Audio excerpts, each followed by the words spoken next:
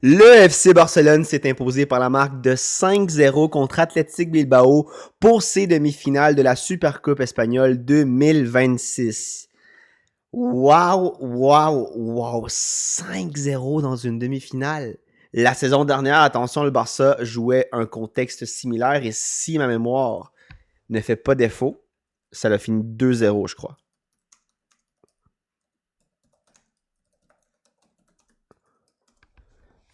Effectivement, 2-0, but de Gavi et but de Lamine Yamal. Bon, ben 3 de plus par rapport à l'année passée.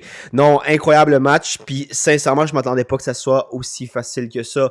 On peut revenir dans les années antérieures en contexte de Supercoupe ou bien de Coupe du Roi. Il y avait des occasions où Bilbao a réussi à faire trembler le FC Barcelone et carrément éliminer le FC Barcelone dans un contexte similaire. Si je me souviens bien, il y a une Super Coupe il y a 4 ans environ. Il y a la Coupe du Roi que je me souviens que Lamine Yamal manque. Un but ouvert que Nico Williams marque. Je me souviens aussi une autre saison avant quand Pedri marque, mais le Barça est éliminé par Athletic Bilbao. Bref, l'Athletic Bilbao, c'est la bête noire du FC Barcelone dans des contextes comme ça. Donc, il y a toujours une crainte qui s'installe quand ces deux équipes s'affrontent dans un contexte comme celui-ci. Mais avant même que la crainte ait pu aujourd'hui m'envahir, la crainte était partie. Dès la première seconde du match, le Barça a montré vraiment la différence de niveau. Même si Bilbao, dans les premiers instants, ont été un peu plus dangereux, le Barça s'est généré occasion après occasion. Même si le Barça s'est imposé par 5 buts, il aurait pu y avoir encore un 6e, un 7e but parce qu'il y a des occasions où Ferran n'a pas été à 100%, où Fermin n'a pas été à 100%. Donc, bref, le Barça a vraiment démontré un match à la hauteur de leur forme actuelle. Mais c'est pas un match qui est parfait. Justement, il y a des occasions défensives où surtout la défense a fait défaut. Je pense notamment à des occasions de Koundé. C'est pas une sphère du Barça qui me laisse tranquille. Je pense que c'est en fait le gros problème du Barça. Mais veux pas, quand tu as un schéma tactique aussi agressif que celui de Hansi Flick, on dirait, je me répète à chaque fois, mais c'est parce que le problème reste le même. Il faut évidemment que tu te prennes des contre-attaques. Il faut que tu sois capable de fonctionner sous pression dans les contre-attaques. Le Barça s'améliore, mais le Barça concède beaucoup d'occasions dans les contre-attaques. Quand ils ratent leur construction, c'est là que l'équipe adverse peut faire mal au FC Barcelone. Ce Bilbao n'a pas été trop dangereux aujourd'hui. Notamment, ils ont eu un poteau qui aurait pu au moins rajouter un but à l'équipe du Pays Basque. Mais contre le Real Madrid ou contre l'Atlético Madrid, je suis pas sûr que Julian va te pardonner. Je suis pas sûr que Rodrigo va te pardonner. Je suis pas sûr que le nouveau neuf que tout le monde parle du Real Madrid va te pardonner comme Bilbao aujourd'hui. Donc, il y a encore des inquiétudes, même si le match a priori semble parfait. C'est pas le cas. Bilbao, c'est pas Atlético Madrid et c'est pas Real Madrid.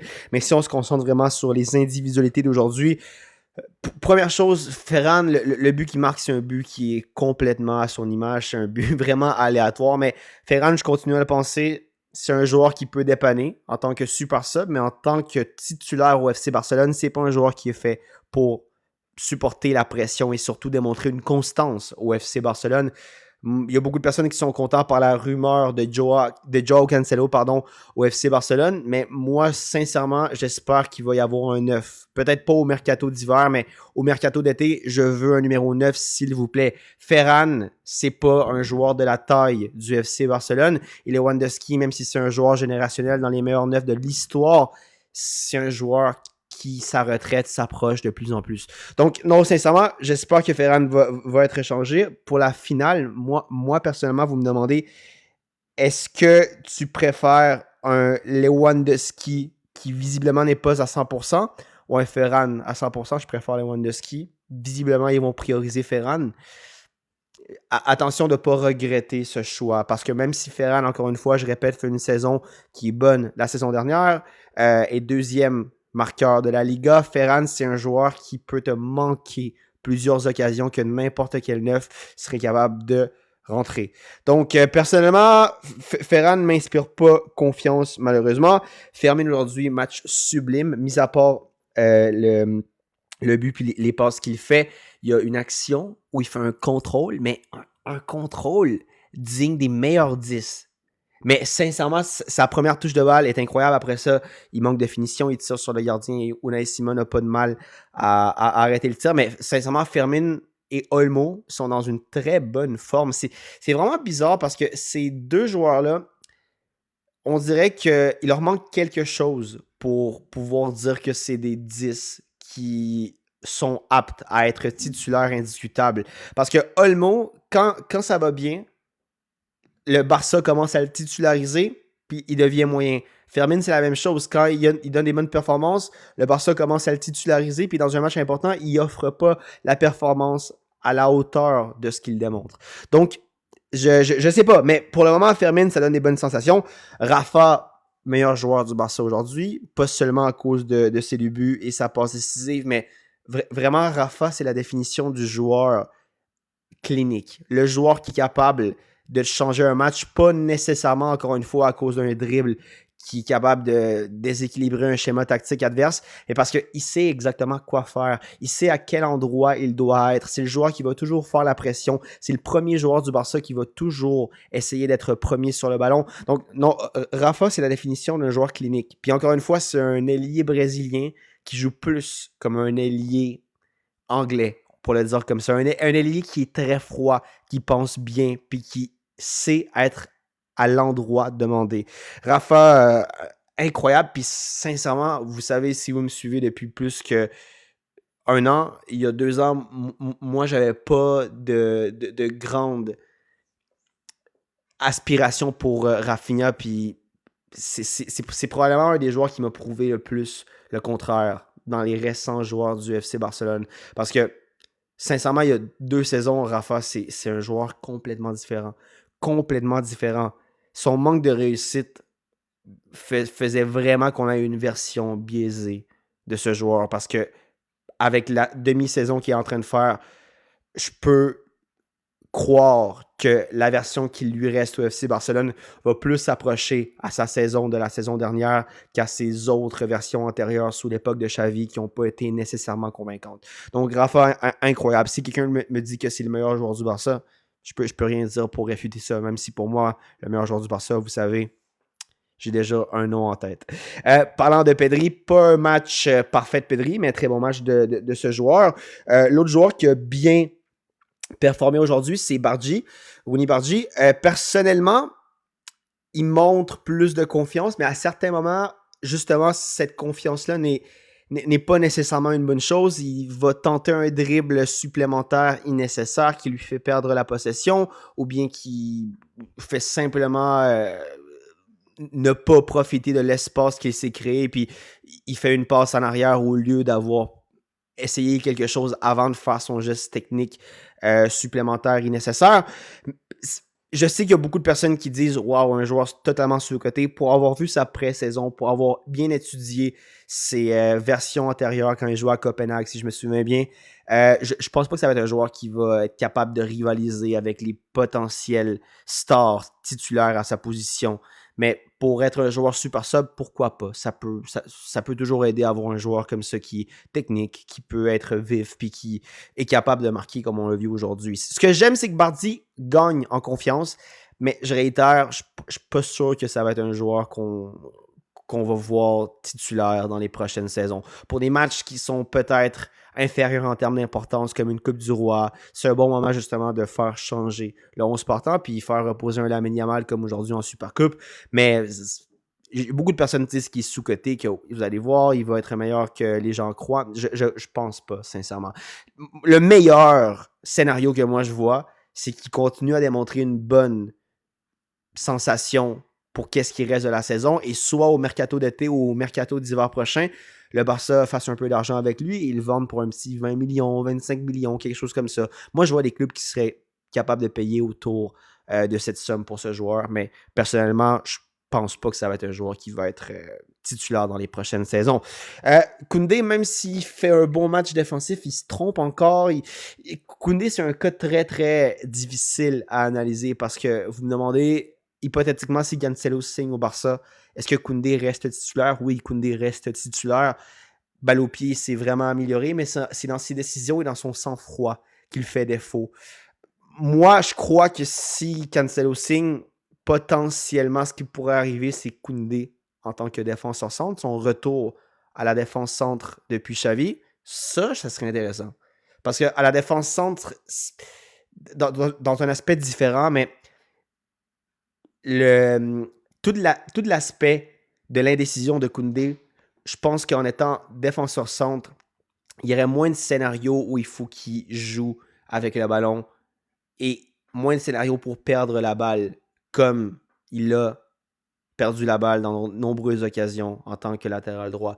C'est une position à moins de risques pour un défenseur comme Koundé, même s'il faut être très, très, très sang-froid. En def centre, Koundé, son problème, c'est vraiment quand il y a trop de temps pour réfléchir. Puis aujourd'hui, il a fait encore des occasions qui m'inquiètent pour la finale, mais ça reste que Koundé, c'est pas le Koundé d'il y a une saison et demie qui a gâché la saison de Xavi. Il s'est amélioré, mais je continue à avoir de l'incertitude de son côté. Baldé, match assez moyen. Koubarsi, Eric Garcia, un peu un copie-coller des derniers matchs. Pas excellent, mais ils font le travail, certainement. Frenkie, match qui commence à m'inquiéter parce que Frenkie, la version qu'il donnait en début de saison, c'était une version que je me disais, waouh, on a un Frenkie prime de retour. Il fait des performances pas mauvaises, mais moyennes. Donc, Frenkie à suivre. Mais sincèrement, aujourd'hui, le MVP du Barça, c'est de loin, mais de loin, Rafinha. Quel joueur. Puis il va être décisif pour la finale. J'ose croire que Lamine va être titulaire pour la finale. Lamine, il fait une entrée au moins qui... on remarque une différence, même s'il ne vient pas directement influer sur le résultat. Rashford, match moyen de ma part. Puis ça, c'est toutes des individualités que je voulais qu'on discute. Du côté du Barça, Garcia, pas grand-chose à dire. Il n'a pas été sollicité aujourd'hui. Ça reste que c'est une bonne nouvelle. Hein. Habituellement, quand ton gardien a un travail assez facile, ça veut dire que l'équipe joue bien. Mais moi, je veux qu'on tourne l'autre côté de la médaille et qu'on parle de Unai Simon, le gardien titulaire d'Athletic Bilbao, mais également titulaire en sélection nationale. Moi, j'ai vu 2 matchs complets d'Athletic Bilbao. Hein. Il faudrait que je me renseigne plus pour avoir une opinion un peu plus éclairée. Mais moi, des 2 matchs que j'ai vus du Barça, et des nombreuses erreurs que Simon a faites, sans nécessairement dire que c'est des erreurs, mais au moins des arrêts que, selon moi, auraient pu être arrêtables. Il y a quelqu'un qu'il faut qui m'explique pourquoi, dans la tête du sélectionneur, ce joueur est clairement le meilleur gardien de l'Espagne. Encore une fois, on ne va pas parler de Garcia parce que j'ai probablement un biais, mais Raya, je sais que Remiro aussi fait des bonnes performances. Sincèrement, je comprends pas pourquoi il essaie pas au moins une rotation. Puis vous me demandez aujourd'hui, jour pour jour, en date d'aujourd'hui, en termes de saison, qui fait une meilleure saison? John Garcia ou Unai Simon? John Garcia fait une meilleure saison. Encore une fois, il ne faut pas courir avant de marcher. Je ne dis pas que Garcia est déjà une meilleure option qu'Unai Simon. Non, Garcia n'a jamais eu un scénario comme une sélection nationale pour avoir ce sang-froid que Unai Simon a démontré durant l'Euro. Mais vous me demandez en termes de projection, qui a plus de projection et qui je vois titulaire de la sélection espagnole dans 1 an et demi, 2 ans? Simon ou Garcia? Je pense que c'est une question rhétorique. Mais sincèrement, je ne suis pas impressionné par Unai Simon. C'est ça mon point. Puis pour que le sélectionneur soit autant convaincu que c'est le meilleur gardien d'Espagne, je comprends pas sincèrement qu'est-ce qu'il voit. Puis je sais pas s'il regarde les matchs d'Athletic Bilbao parce qu'encore une fois, lors de la première rencontre de ces 2 équipes en Liga, je vois aussi des défauts que pas beaucoup de gardiens en Europe auraient laissé et que Unai Simon a laissé. Donc, pas impressionné par Unai Simon. Je dis pas ça. Peut-être que j'ai un biais. Mais sincèrement, je crois que Garcia reste un meilleur gardien. Évidemment, pour la Coupe du Monde qui s'en vient, je pense pas que Garcia, c'est quelque chose de plausible que de dire qu'il pourrait être le titulaire. Mais à long terme, si Garcia se maintient et Unai Simon reste aussi comme ça, moi, je crois qu'un de ces 2 gardiens-là a plus de potentiel que l'autre. Et vous savez de qui je parle. On va voir qui le Barça affronte en finale. C'est un match qui va se décider, je crois, par peu.